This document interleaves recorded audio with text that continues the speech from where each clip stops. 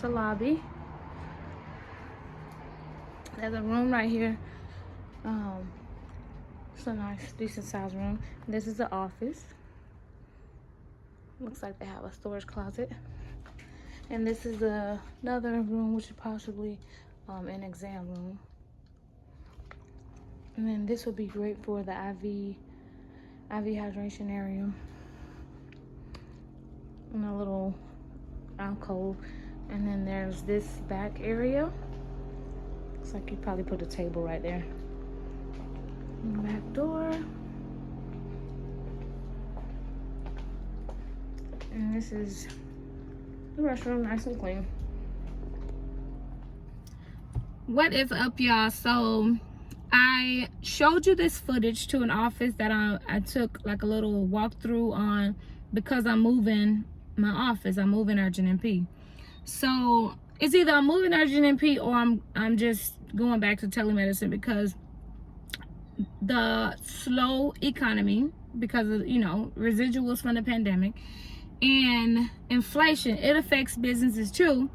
Also, I have yet to get in really any insurance networks. I have been added to 0 panels, although it's been a year since I've been trying and I've paid my money. I literally just asked for a refund from a credentialing company because they've only gotten me approved through Medicaid, which means nothing. The whole credentialing process is another video. We'll have to talk about that another time. But so a couple of things to think about when looking at a office space, a potential office space, if you want a brick and mortar for your practice. Number one, if you have an exam room, which I'm sure you will have at least one exam room. I don't care how many rooms you have and whatever, but the exam room must have a sink. It must have a place for you as the provider and even the patient to wash your hands. So that's something to think about. The air conditioning system for medical office, you need to ask about that, okay? Also, the flooring is important because like the space that I just walked through is carpet pretty much throughout except for like that back break room area. The problem with that, even though it's nice and clean in there, it's really nice and clean in there, but in a medical office having carpet is kind of risky because spills. How are you going to clean up a spill on a carpeted floor? That is like a huge issue.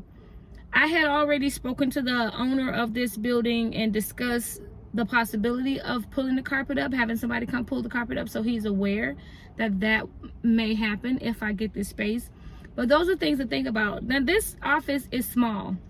The lobby is small. There's a window, like an opening in that wall right in the lobby area that has like a plexiglass in it. The best choice for an office like this is to remove that plexiglass, because how will your patients check in? They need to have that window to be able to walk up to. So the best thing to do is to replace that with a window that kind of slides open. You know, like it's half cut and you slide it open. That's the best thing to do. Or just leave it open, point blank, period. But the landlord has to be, or the owner has to be okay with you making those changes. Depending on the amount of changes you want to make, they may not want you to sign a 1-year lease. Or, you know, if you're going to be making a lot of changes, they may want to make sure you're going to be in that space for 3 years, 5 years, if you're going to be making permanent changes to the inside structure, okay? I don't plan on doing that. I really don't want to be in a location.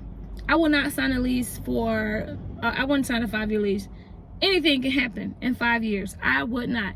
Instead of signing a 5-year lease, literally I would try to buy the property before I do that. Because anything can happen when you're leasing. You just don't know. You could have business neighbors from hell. You just don't know. So I would not do that. Now, this owner seems like a good guy. He seems like he's easy to work with. And I probably will give him a deposit for this space. I'm not sure. I do have to think about the whole carpeting thing, or at least pulling up the carpet in the one exam room, the one room that will be an exam room, because just the thought of spills, and I don't like that. So I have to see how that'll go, and that's an additional cost to me, so that's another thing I have to factor in. But also looking at the neighborhood, like looking at the area, for me, being in a location that is full of other medical businesses is not a good idea. There's too much competition. I'd rather be in an area where I'm the only practice like mine, or there's not that many. Now that particular building sits between two apartment home complexes, so for me that's ideal. I think that's ideal because it would be literally walking distance from hundreds of families, and there's a neighborhood right in front of that which is houses, so it would be super convenient. I'm going to talk to my husband about it, but these are just things to think about having a medical practice, and the type of, you have to be picky. You kind of have to be picky, and it's not always easy to convert a basic, business office into a medical office.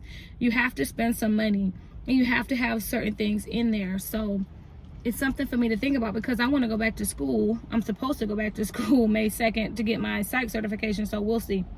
We shall see how that goes. I'm pretty sure I'm probably gonna pay the deposit though. Anyway, I just wanted to make this quick video to show you guys this walkthrough I just did. There's another building I'm interested in. Probably won't do it, but we'll see. Talk to you guys another day. Bye.